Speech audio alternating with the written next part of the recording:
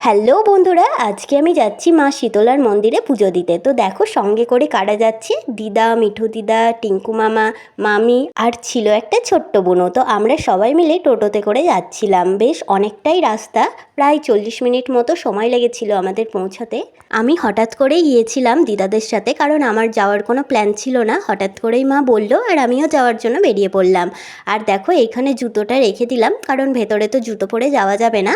তারপর এখান থেকে কিনে নিলাম ভোগ। এইখানে যে এত সুন্দরভাবে সাজিয়ে ভোগটা বিক্রি হচ্ছে, এটা কিন্তু খুব ভালো। কাউকে বাড়ি থেকে নিয়ে আসতে হচ্ছে না, ওনারাই সব কিছু সাজিয়ে গুছিয়ে দিয়ে দিচ্ছেন। তো এখন আমি ভোগ কিনে নিয়ে চলে যাচ্ছি মন্দিরের ভেতরে, যেখানে পুজো হচ্ছে।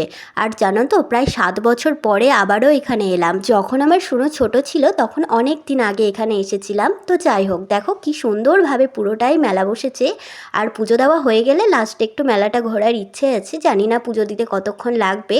আর দেখো এখানে প্রচুর ভিড়। 3টে পুরোহিতে পুজো করছিল এখানে, আর আমিও আমার ভোগটা এবার দিয়ে দেব, কারণ অনেকটাই দেরি হয়ে গেছে। তারপর ফাইনালি আমারও পুজো দেওয়া হয়ে গেছে, এবারে আমি চলে এলাম বাইরে।